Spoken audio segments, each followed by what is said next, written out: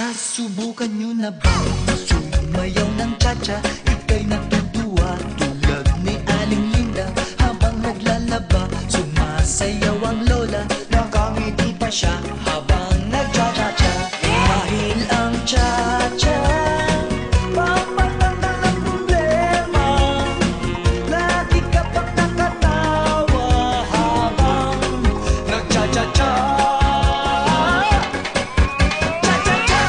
Kaliwat kanan nyo lang